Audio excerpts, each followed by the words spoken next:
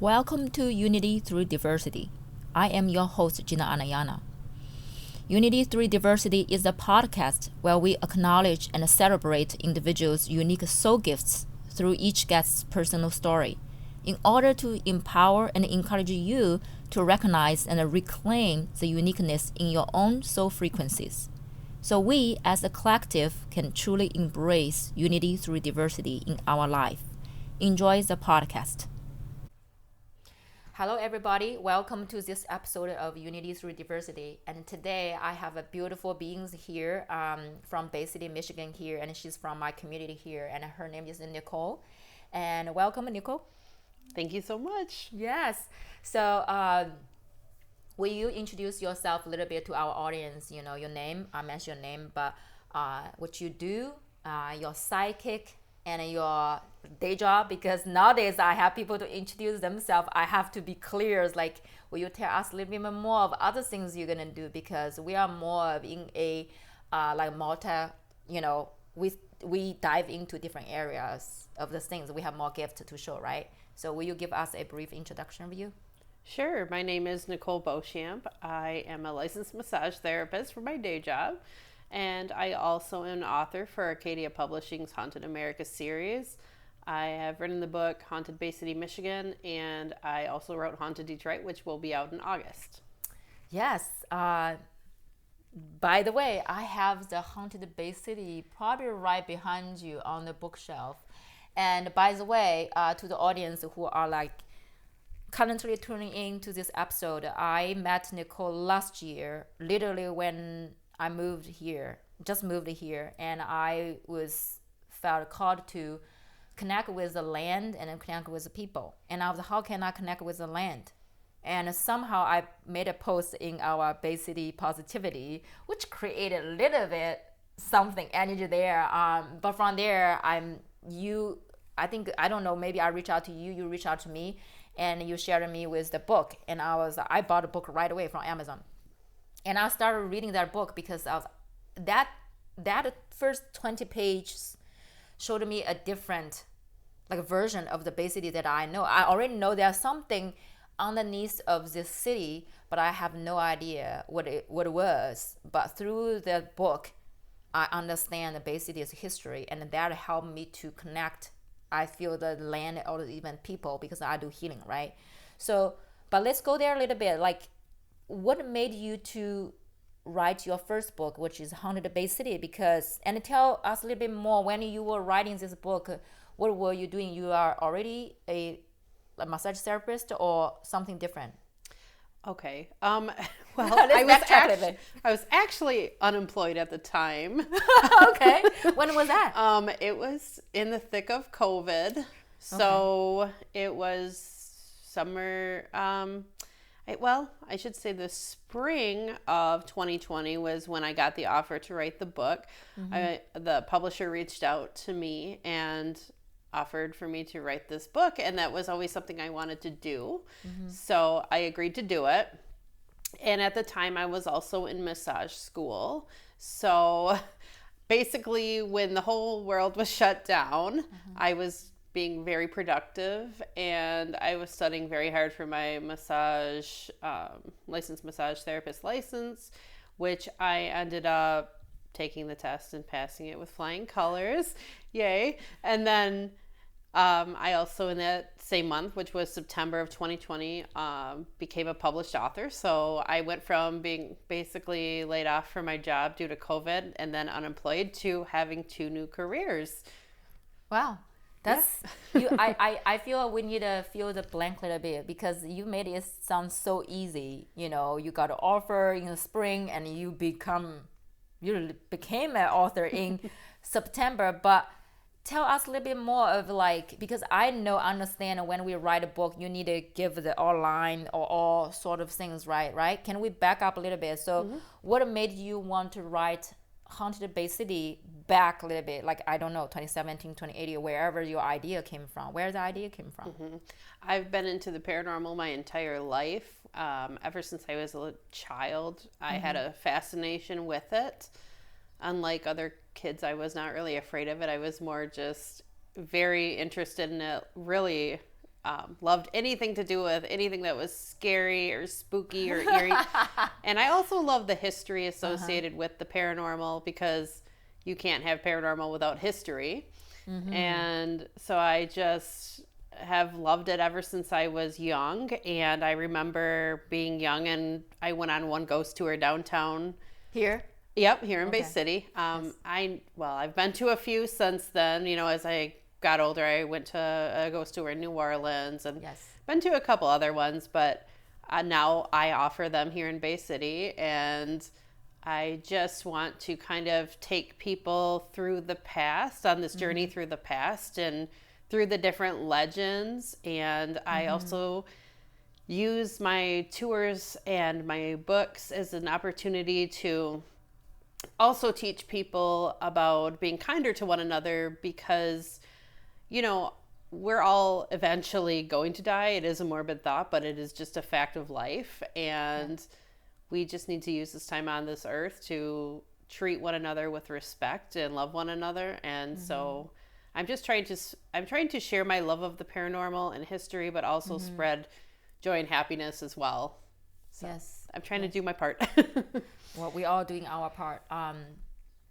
So back to your younger. So I think we are not say missing, but there's another title. What's the organization you do the paranormal investigation? There's a name for that, right? Yeah. So I started the Tri-City let's back up just a little You bit. see, I know there's so much to this story. Okay. So when I was in high school, I was part of a group that I started called Baycity, Michigan Ghost Hunters. High school. Okay. High school. We actually worked on the Haunted Saginaw series a little bit, which a lot of people do not know that. Yes.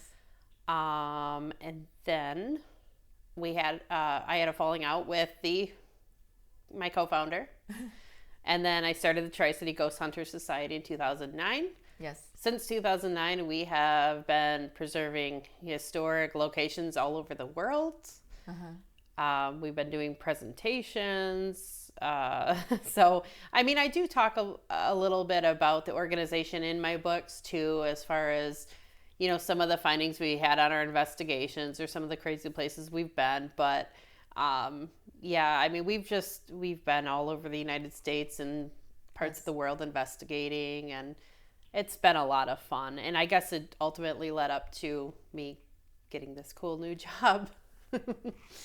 Beautiful. So give us a little bit, because massage therapist, nothing wrong with massage therapist, okay? That's very beautiful and healing, right? Healer.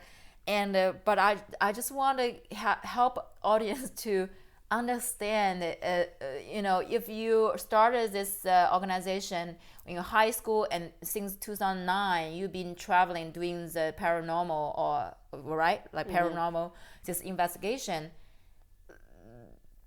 The career path seems as more, because you spent a lot of basically your whole life in this area. What made you to have the massage therapist or as a main, or I think you probably did other job before too, while you doing same time doing the abnormal, those investigation. But how do you see these two different career, and how you see them before and how you see them right now? Does that make sense? Because because you're wondering probably why I went to massage school. Yeah, that's a valid question. Okay, well, I am a person that is very multifaceted. I have so many different interests, and I actually went to school for American Sign Language. That was what always had the fascination of the paranormal, but I never thought that I could actually work in the paranormal community or get paid to do presentations or anything like that. Do you get paid right now? Right? Yes, I do. Okay. just curious. But it just took so much work, because it's not really an easy industry to get into and then make a name for yourself. I feel like a lot of people can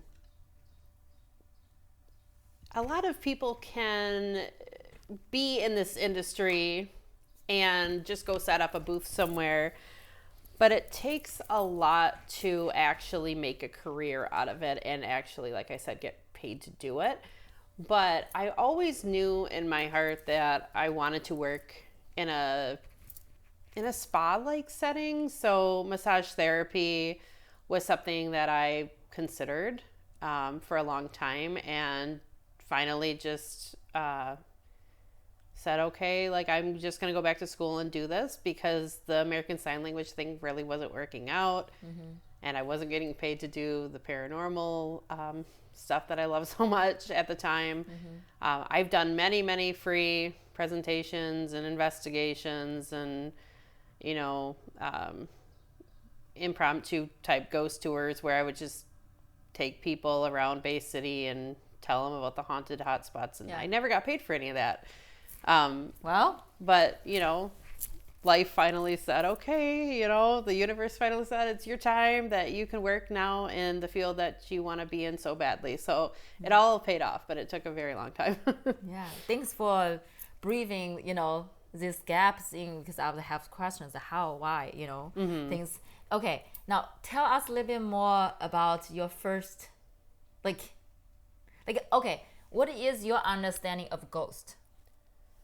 I think that's a very legit question because a lot of people have different understanding of ghosts, and I have mine, but I want to hear from you, you know, because I don't see it, I feel it. Yeah.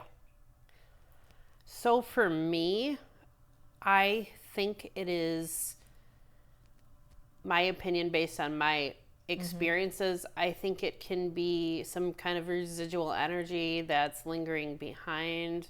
Maybe this, in some circumstances, the individual might be kind of stuck in like a time loop, which is where a lot of the residual energy comes from, where you're seeing basically this person doing the same things that they did in life over and over and over again.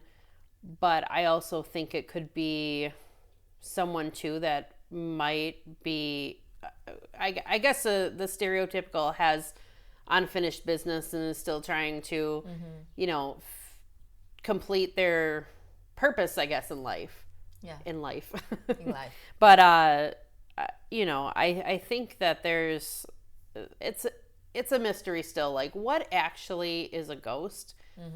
Nobody really knows, but I think that's part of the fun of trying to find out what it is. And that's part of what I do in my research is try to find out, you know, why is this sound just coming in, you know, out of thin air? Why is this figure manifesting out of thin air? You know, where is it coming from? What is the reason for it being here? That's all part of, I guess, the fun of doing what I do. But in my opinion, I just think it's some kind of a energy that's kind of left behind when the person passes on. So the next question is, because you are dabbling into different countries, different states. Now, to my understanding is certain energies, if you don't interact with that, they, because you're not paying attention to, they are not being aware. But when we are keep doing certain work and certain energies, they know that you could be a channel for maybe the message or for whatsoever. So have you ever encountered those certain energies that, like, you know, when you're doing the investigating, they're like, oh, this person is here, I'm gonna ask her some question, I'll have her deliver some message, whatsoever it is. Have you ever encountered this type of situation? You know, when we investigated the Sage Branch Library, we had kind of a historical discovery. I wrote about that in the book, but basically there was a carpet layer who was actually a pioneer of the city. And he, I guess, still lingers around Sage Library because I guess he wanted validation for the fact that he was a pioneer of the city. So I feel like in a way we were able to tell his story and get his story out there. So, I mean, in my opinion, that was kind of an incident like that where we were able to not only make this historical discovery for ourselves, but help to tell his story and validate him as a person, and, you know, just share his story with the world, and in the hopes that, you know, maybe it would kind of put him at ease in death. Yeah, because that's the reason I ask is because obviously, like before when I moved here, remember I asked you, I was like, do you know anybody? Are you aware anybody put a protection bubble around Baycity? Because anytime I go in, you know, just within that 0.5 range around down on Baycity, I'm telling you, when I just moved here, every time I go there, I feel like I went into a, you know, different world, different energy. Once I come out, I was like, what happened there? Like a lot of magical things happen there. And I was like, is there anybody put this protection bubble? Because one time I was at 10111 that street, and I walking on the street, I literally felt I was in New Orleans. And then, you know, obviously we pull out a basic, like basically it's the history of the undertunnel and prostitution, all those things. That doesn't make sense. Yeah. So in the healing world, actually, a couple months ago, we connected with the energy in the Davidson building. It's called Davidson building. Yeah.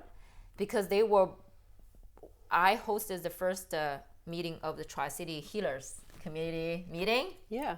The moment I step into the building, they poking me my left side, and I was like, I don't know what. I thought it's just my own one person's feeling because I pick up energies, right? And I didn't understand.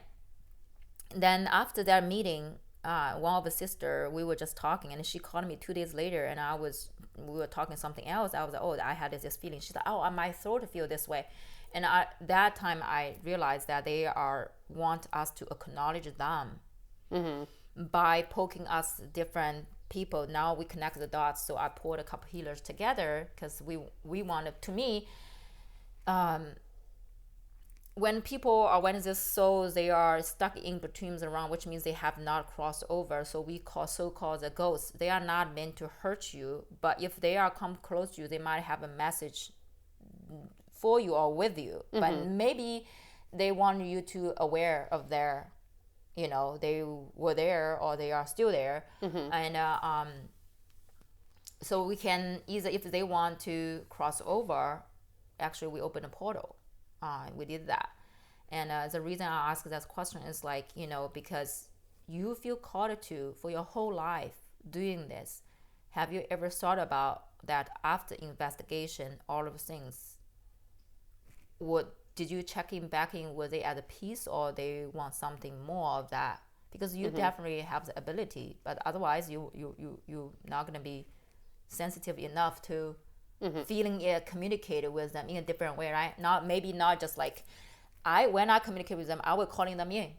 If they are in my energy field, if they don't bother me, I don't go bother them. But if they come here, you know, in my energy poking me, whatever, I know that they want to communicate with me. Then I will ask them what's going on, what can I support you? So I'm like, my question is like, after you did an investigation whatsoever, did they ever come back to you, or did you ever check in to say, oh, this pioneer, whether he's at peace, or is he still there, or what's going on?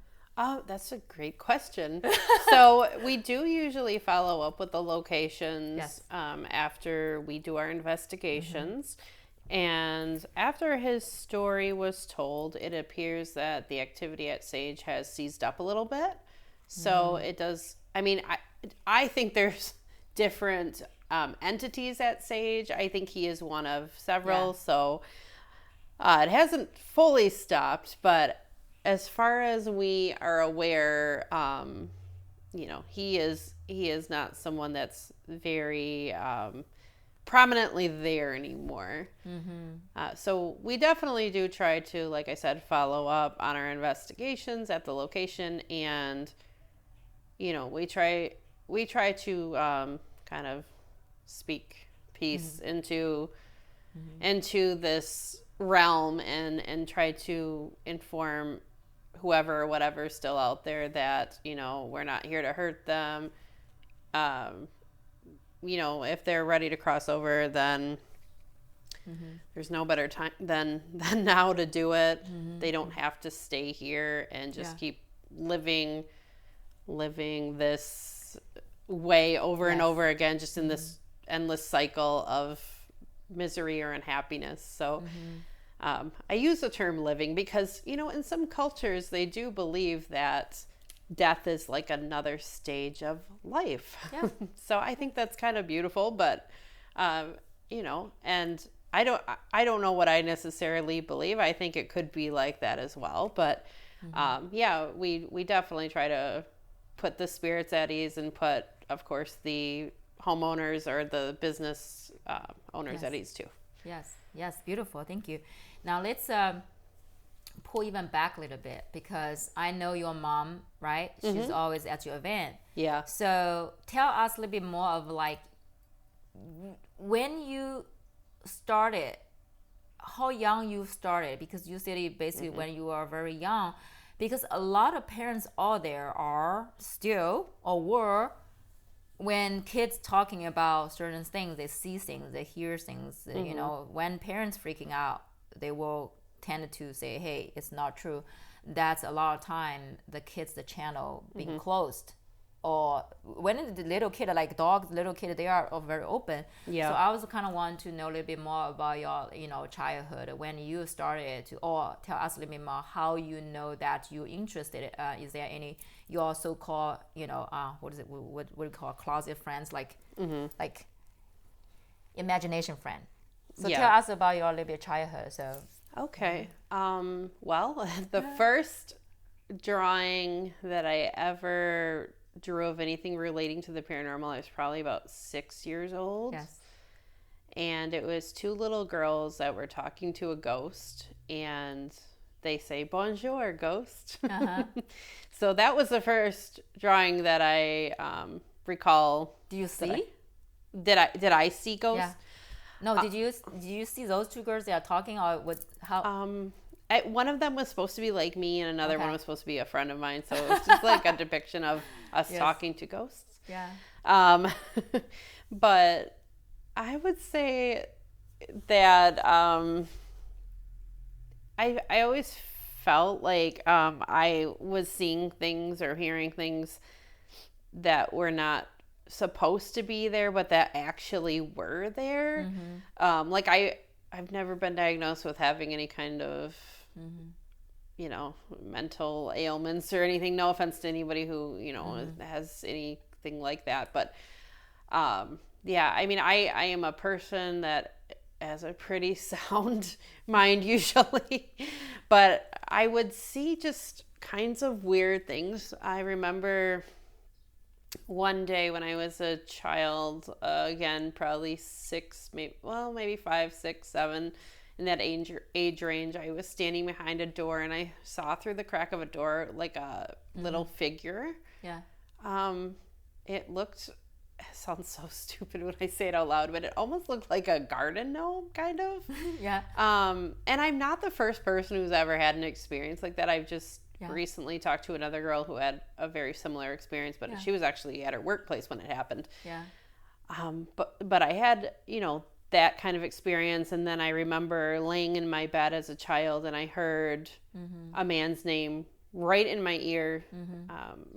He said Nicole, but he said it, and it was a very, obviously not my father or brother, but I still ran downstairs to make sure it wasn't them. But I was having like very different experiences, and I guess that kind of just further fueled my interest. Like some people would be terrified, but for me, I was wanting to know why I was having those experiences, and now I feel like, you know, maybe I was just chosen.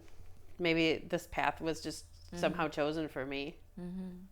How would your mother describe you? My mother? Yeah.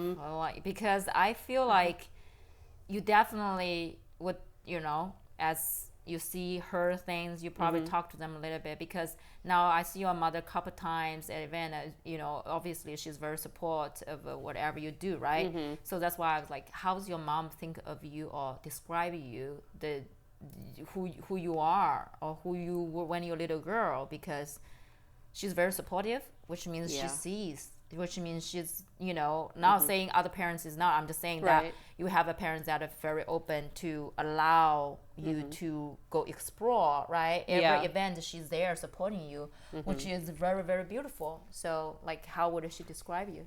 I think she would describe me as being very determined. Yeah. And like, I would hope a kind, generous person, because I am very giving of myself and my time to other people. And I think that she would say that, not that I'm creepy, but I love creepy things and I love scaring people as pranks.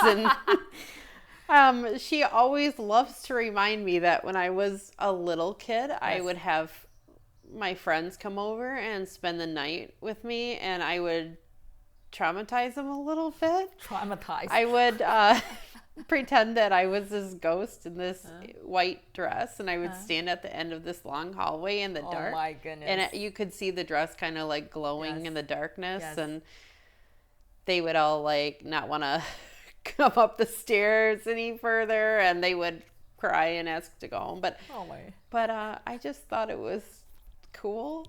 Yeah. And nothing's changed, I've even done it even recently to, people I've dated or friends. I remember my significant other came into the apartment one day, and I had the music playing from The Conjuring 2, and I crawled out from the kitchen. But I think like deep down, I kind of just want to be the lady from The Grudge. Goals. Yeah. Yeah. Oh my goodness. Wow. So, what was your mom's reaction when you told her about, the things you heard, you maybe seeing this and that? What was her reaction that time when you were little? Because it's very important for how our parents see us, right? Yeah. Yeah. I don't think that she thought that I was lying about it. Does she also hear things too? Maybe this. She doesn't actually. She's still waiting to have some really profound experience. Yes. But yeah, I don't think she ever didn't believe me, because I also remember another occurrence when my grandfather just recently died, and I was feeling super uncomfortable in my room, and I had the light on. It was this lamp that had 4 different bulbs and kind of, stuck out in different directions. Yeah. And so I don't know why I was feeling so uncomfortable. I pulled the blanket over my head, and I heard my lamp click off, and the room went dark, and I was like, I love this stuff, but I can't do it today. And I did go downstairs into my parents' office at the time, and of course was crying because I thought it was my grandfather making his appearance. But yeah, I think my mom, she believed me and everything, and I think it just fascinated her too, because she says, she always wants to have an experience also. Yes. She's still to this day just really looking for one. So she might gonna have one coming, right? That's why you take her to, when you do the investigation, those things, do you take her to go with you? Yeah, she's part of our team. Okay. And we're staying at, we're going to Europe. Yeah. Very soon here, like a month, or a little over a month from now. And we've heard that some of the places we're going have a lot of paranormal activity, so she's hoping that this will be her big moment. So tell us later, if maybe we do another one after you're back from Europe, and tell us the experience with that, whether she got the one. And I love her courage, or not saying scared of the thing, but a lot of time I feel like the energy out there, sometimes you have no idea. Some more angry, if like you say, if they're stuck in the room a little bit, they're just repeatedly doing things like that. And some of the energy might be a little bit dense, I would say, right? Some be more playful, things like that. But yeah, let's see whether she will get her one. You also mentioned that your significant partner. Okay, so what she or what he would describe you? How would she describe you? Oh man, jeez. Definitely determined and relentless. Because what a word. Because I never stop. Like when I get a goal or passion, when I have a goal or a passion, it's just, I know where I want to be and what needs to happen for me to get there. And I don't stop until I'm there, which I think can be a good quality, but it can also be kind of a bad quality because I'm very hard on myself sometimes. But yeah, she is, she would definitely say that I'm passionate and outspoken and determined. I think those are the 3 best words. How she sees your work. Is she scared? Is she on the team? She is scared, but she also likes it too. She's interested, but she's scared of it. Because I'm like, oh yeah, we're gonna, hopefully we're gonna have like a really crazy paranormal experience in this hotel. And she's like, I don't want to be in that room for the night. And my mom's like, I'll be in there.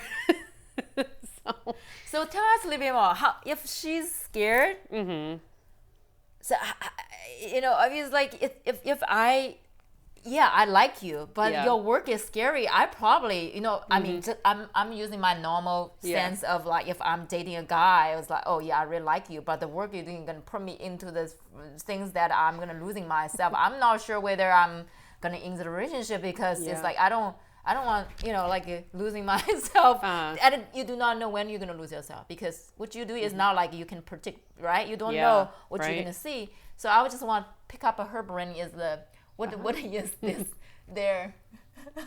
Well, I think that I don't think she's necessarily like so terrified of what will happen. I think it's more, she's incredibly fascinated by it and thinks it's really cool and is also into it, but I think that she's more jumpy than I am, like maybe more apprehensive than I am, whereas my mother and I are very much like, okay, just put us in this really haunted place and we'll see what happens, and like we'd even probably go in by ourselves, but Stephanie's definitely more cautious than we are. I think that's the best word to use with her. She's into it, but she's more cautious and not as... You guys just fully put yourself in. Yeah, we just jump right in. We don't care. Okay. Now, we ask, how would your mother describe you? How would you... You all mentioned like both those two. You said like determined, right? Yes. Tell us a little bit more of give us an one story of like how determined you are, because I think that's probably a lot of people see you, right? Even your brother. I didn't ask you how your brother gonna see you. How would your brother gonna describe you? Do you think that? I would say probably the same way. He's not so much into the paranormal because I know it for certain that it really freaks him out.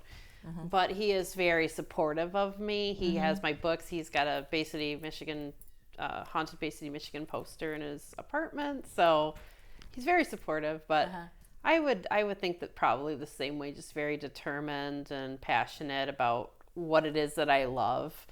I remember one day he came over and he was looking at my bookshelf and it was all like history, paranormal, and Titanic books and just all these little things, all these books about things that I like and I'm interested in. And he was kind of laughing at it because there wasn't a lot of other stuff on there. You look at a lot of bookshelves and it's all different things. But for me, I try to just, I mean, not that I don't want to learn about other things, but I stick to a lot of what I like and want to learn, more about those things. But yeah, I would hope that he would say the same thing. I'm friendly and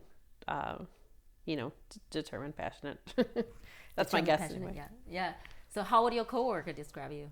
People who do the massage therapist. The same way for sure, because I actually help teach a lot of, well, I shouldn't say a lot. I should say there's a portion of people at work that I went to school with, and I would teach them anatomy and help them learn anatomy, even though it was new to me too, but I picked up on it really quickly. So I just try to, I guess I would say I'm helpful, you know, and also passionate and determined because I just never stop working. And that's what I think most people notice about me is like, I never ever stop working. I'm always in work mode, but I'm always working towards my dreams becoming a reality. My ultimate goal is someday to write for maybe a Netflix show, or I want to write scary stories, like a series almost for Netflix. So I think I think my stories just have to get into the hands of the right people, you know. For Are you already writing, right? Or you're already start writing? I guess. I assume. Oh, for the show? Well, I'm kind of hoping I can't talk today. I'm hoping that my books possibly could be turned into like a series, like you know, the Haunted Baycity series, the Haunted Detroit series. Yeah, tell us a little bit more of the haunted, because we talk about the Haunted Baycity, right? It was in 2019, no, 2020. 2020. Yeah, 2020. Did you say 2019? I did yes, kind of get my contract in 2019, but 2020 was the year that I did most of the work on the book, and the book came out. When is the book released? 2020, September 13th. So when did I get your book? What's that? When did I get your book? No, 2021, last year. I was like, oh yeah, I have a timeline crash, and I was like, 2020. Oh yeah, I moved here 2021. So it was a year later. That makes sense. I was like, how did that even happen? Yeah. So now your new book, Haunted Detroit, is gonna release in August. Yep. And okay, let me give audience a little bit backstory. So last year, after I connected with Nicole, I think around November, December, then you reach out, you say, you were open the invitation for people to be at your book releasing. And I was, I want to support you. And that was in November. And she asked me, hey, will you be free in August of 2022? And I was like, girl, you are asking me 10 months later. I think if I write down right now, I don't think there's anything on my calendar. Yeah. So let's say be like determined. Like, I think that probably shows like you plan ahead of time. You know, if that's the thing, you want to get things organized before that and make sure. And ever since then, I see you, you know, constantly. We will set out, you know, we are in this group. You will send emails out, inform us. To be honest, I haven't really read it a lot, but I just know it's there. I was like, okay, by the time I get closer, I'm gonna go through all the emails, because that's me. That's fine. That's fine. No worries there. But that's showing me that, you know, how you were prepared for the things that you really matters to you, and nobody books things 10 months ahead of with me, you know. Yeah. So I was like, yeah, I think I can commit to that. And when not close, I was like, wow, Gina, that's 2 Saturdays. But that's me. But I just want to circle back to reflect back. Is no, I see that part of you. Right? You work towards that and make sure everything happen and communicate with people and set things, you know, plan things ahead. So that's really beautiful. I think what was the question I asked you? I think I share a story that you really determined. I think that's probably one good one that really determined, because everybody you said that 3-4 people I asked, all very determined. So we will share us a story that, you know, when you were young, like something you won't really get it, you want to do it no matter what, you just made it happen. Or maybe your whole life is just a testimony of. Yeah, you know, when I was young, I wasn't really like the way I am now. It took a lot of bad situations, a lot of actually really abusive relationships for me to really realize that I deserve better for myself, and I deserve to go after my dreams. I don't want to give too many specifics, just you know, I don't want to be sued by somebody. I don't want to go through like this Johnny Depp Amber Heard trial of my own, right? But we don't need to tell names. It's just the experience of what you went through to be, you know, determined to follow your dreams.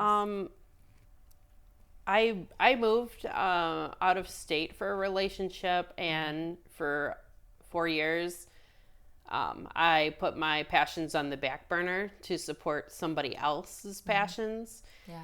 And when that relationship fizzled out, at that point in time, I guess I still didn't see the light, so to speak. It didn't really take until I got with another person that left me behind on a vacation that we took together. It literally, I had to endure like the worst of abuse for my mind to finally open and to be like, okay, like this is it. You deserve so much better. And it was like something snapped in my brain. And I'm kind of happy that they left me behind because it's like the trash takes itself out, you know? So at that moment, they said, well, I'm going back to Michigan. Are you coming with me? And I said, no, I'm staying here in New Orleans. This is my favorite place. I'm going to have a great rest of the vacation without you. And I did. I went and did all the things I wanted to do. And then when I got back home, I signed up to enroll in massage school, which was something I had talked about doing for a very long time. Yes. Finally, I said, I'm going to do it now. Yeah. And, you know, I dated many people throughout the years who would tell me, you're never going to get to travel. You're never going to write a book. You're never going to go back to school. You're never going to do this. You're never going to do that. And I use that almost as fuel for the fire to better myself. Yeah. And I used to think of myself very much as like a victim, but I don't see myself as a victim anymore. I see myself as a survivor. I see myself as somebody who has been through a lot of bad situations and turned those bad situations into something good. So now something else that I do is try to help other people to do that very same thing.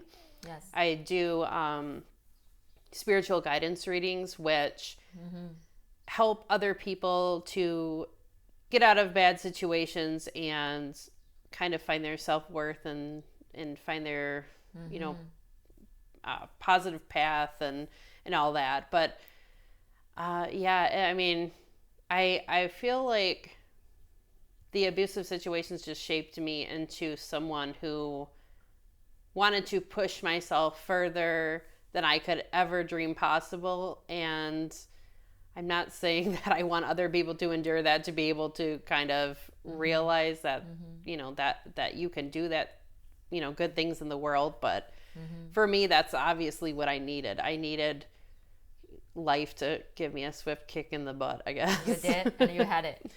Oh, yeah. Yes. But like I said, I'm living a very positive life right now. I'm doing all the things that I never thought I would be able to ever do.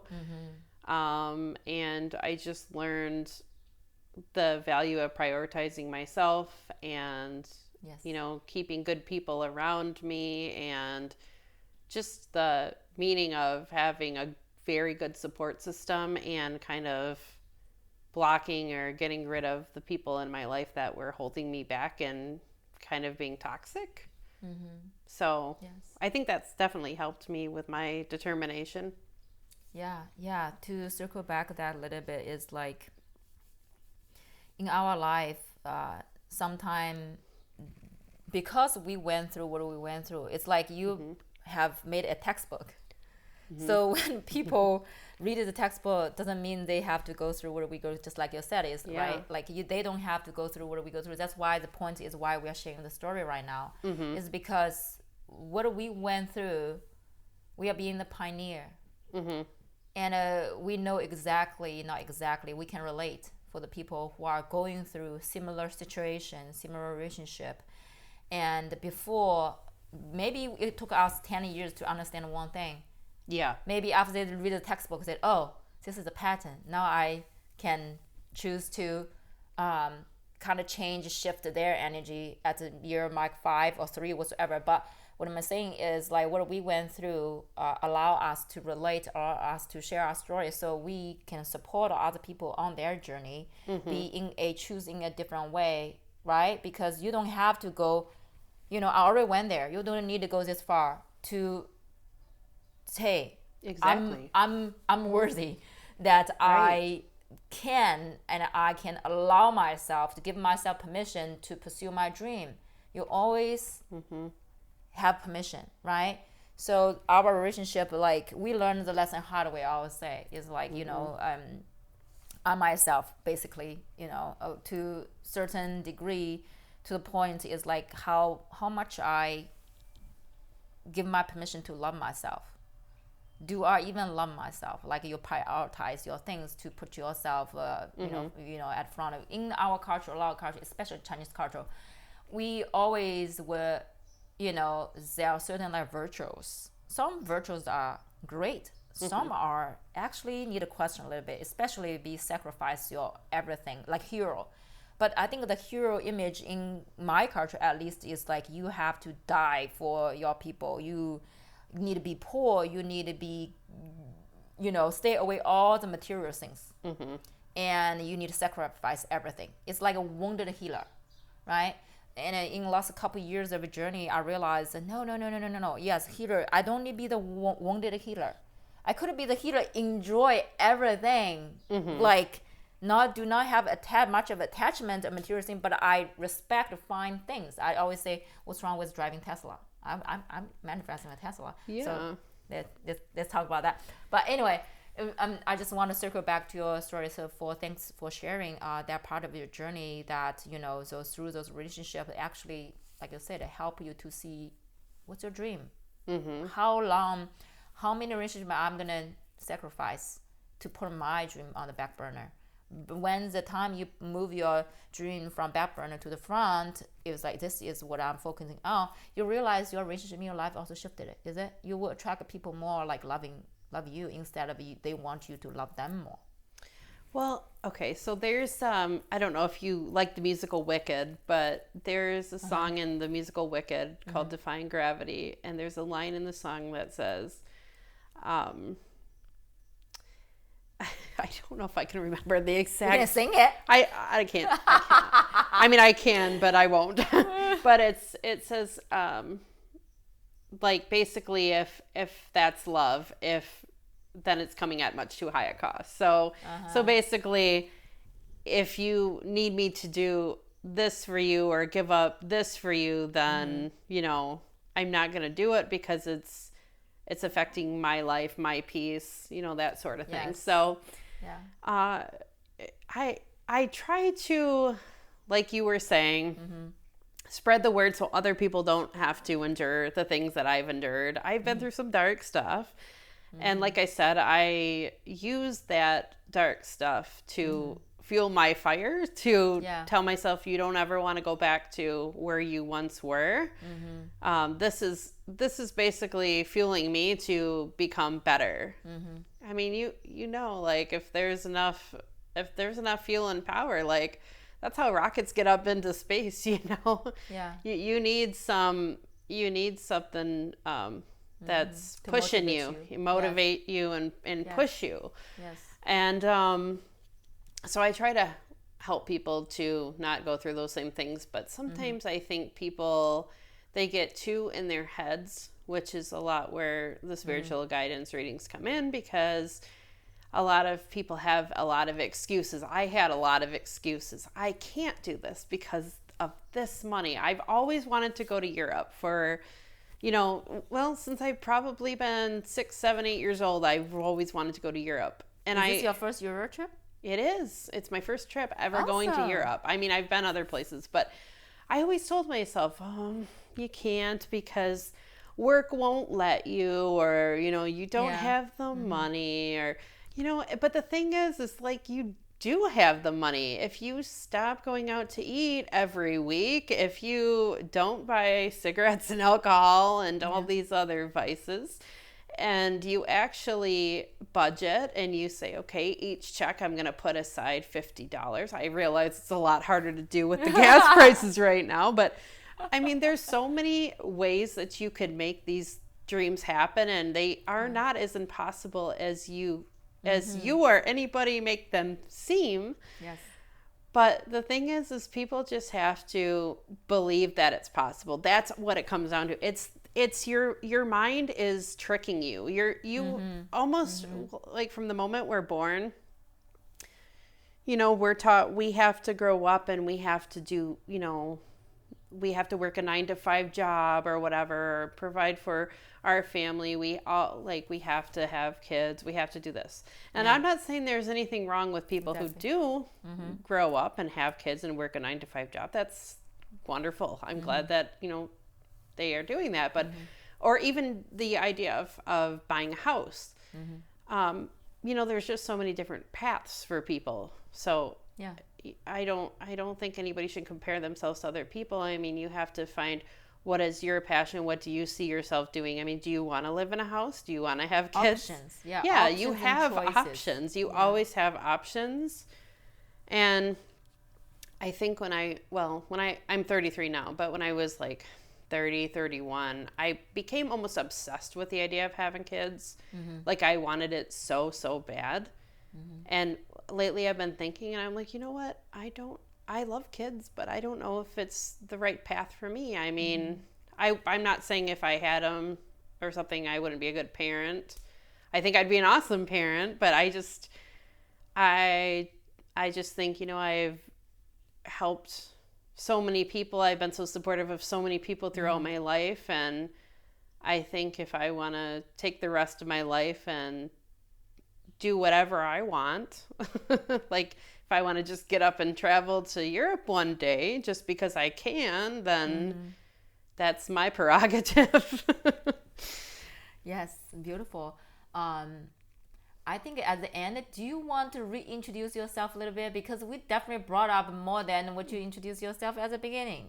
We never mentioned about the that organization you are the big part of, still doing the paranormal investigation, and you also doing spiritual reading, massage therapist. You're author of 2 books right now, and potentially the author or the show. I think that's I think you were not say you were not telling the truth. I think you probably behind it already started writing. You just something, or maybe turning your books into the series. But I think that you're probably more prepared than you are sharing right now. It just from how I know you, because right, right, you don't want to say something that you're not.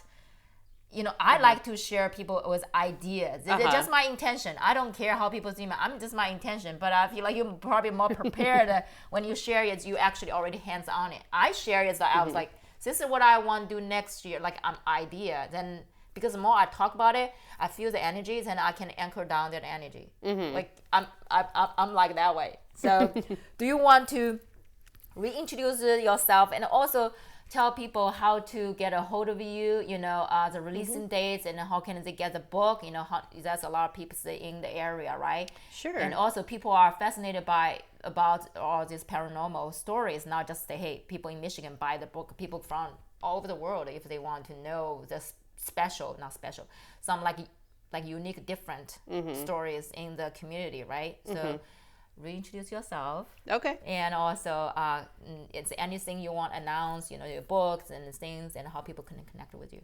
Okay. Yeah. Well, okay. Let me try this again. See, because the various things that I do are kind of tied into both the, being an author and then being a massage therapist. But this is, okay, let me try this again. So my name is Nicole Beauchamp. I am a licensed massage therapist. I do work for a chiropractor, but I also run my own business called the Traveling Spooky Spa. I do a lot of paranormal events. At those events, in relation to my Traveling Spooky Spa business, I do spiritual guidance readings, but I also do spiritual guidance readings anytime. So if somebody gets a hold of me on Facebook or email, I can do them there too, no problem. Yes. Now, I also run with that massage business, the Traveling Spooky Spa. I run an in-home apothecary, so I sell on Etsy and just on Facebook as well. I just make all kinds of body washes and special oils and perfumes and all kinds of different things. So if you're interested in that, definitely get a hold of me. I'll give you my information in just a moment. Yes. The other aspect is being an author, and I do paranormal tours of downtown Baycity with that title of being an author. And I'm hoping someday to be the female R.L. Stine and write scary movies for Netflix. So if anybody out there knows anybody that might be interested in that, please let me know. Yeah. And if you're trying to get a hold of me, you can reach me. You just go to facebook.com/ and it's author, and then my first name, Nicole, last name Beauchamp, Beauchamp. So that's my Facebook page. I post all my events there that I do throughout the year. And I'm always posting all kinds of different things that people that are into spooky things might be interested in. And if you're trying to email me, my email is Nicole, Nicole, E as in Elizabeth, Beauchamp, Beauchamp, @gmail.com. Or if you're trying to get a hold of the Spooky Spa, you can write me at wickedlyrelaxing@gmail.com. Both of my email addresses are at gmail.com. Yeah. So I think that's pretty much it. See, that's not just 2 sentences of introduction, right? I was like, no, this is like, yeah. I am a very, I keep myself very, very busy because I basically what I have done is take these 2 titles for a job, and I have stretched them out beyond capacity. You have this umbrella. Yeah, I can see this 2 umbrella. Oh my gosh, yeah, yes. Just 2 giant umbrellas because I'm always looking for ways to better myself. Oh, I should say, and with my my job as an author, I am a historical preservationist, so I save a lot of historic structures all across the world. And with my book, I am putting money into the arts and into historic structures in Baycity currently. Yes. So beautiful. That's what I do. Also, one more thing that for the people in Michigan, that if they are interested into your book releasing, do you want to talk about that in August? Yes. Don't forget that part. I was like, I know. Well, I felt like the first part was such a mouthful. Yeah, but let me tell you about the book release parties. So Haunted Detroit's going to be published worldwide on August 8th of this year, 2022. August 8th, 8/8. Oh, yeah. Lionsgate. And the first book release party is August 13th of this year. It's going to be at the Eloise Asylum in Westland, Michigan. It's going to be from 4 to 10 p.m. We're going to have vendors, psychics, spiritual readers, actors, refreshments. I'll be there signing books. And then August 20th, there's going to be another one at the Erebus Haunted Attraction in Pontiac. Once again, 4 to 10 p.m. Again, psychics, vendors, actors, refreshments. I mean, we have like 2 very amazing parties planned that are going to be, friendly for the whole family to come. And they are free events, but goods and services will be for sale. So anybody from any walk of life is able to come and enjoy, going out for the night. And you will only be required to spend what you want to buy. But if you just want to come down and get a piece of cake, well, that's free. So just come down, say hi, right? Come down and say hi and get a piece of cake if you really don't have any money to spend. But these events are going to be really, really awesome, and I just can't wait. And I'm happy that you're going to be a part of them. Yeah, I'll be both of them. Yeah. So I'll be there to witness the whole, the process of your second book. It's beautiful. So thank you so much, and I'm so thankful and grateful to have you, have you here, just passionate, determined, Yeah. What, one more. I think it's 3 words. What was that? Passionate, determined, Probably friendly. I don't friendly, know. kind. I Yes. like those words. Just beautiful being here with us for this episode of Unity Through Diversity. And all her contact information, I know I was going to, hey, don't worry about that. I'm going to put all your links underneath all the, on the major platforms. But yes, I will put all her contact information, all the things that she dabbled in, the 2 umbrellas, if you anyone interested into any, the Haunted Baycity is already all there, right? I have a copy, and Haunted Detroit will be in August. But if you are interested into any of her spiritual work or the the abnormal investigation, and just connect with her, right? And I will put the information below. But thank you guys so much for tuning in this episode of Unity Through Diversity, and I will see you guys next week. Thank you. Thank you, Nicole. Thank you. Thank you for tuning into this episode of Unity Through Diversity. I will see you in next episode coming soon. Take care, and I love you.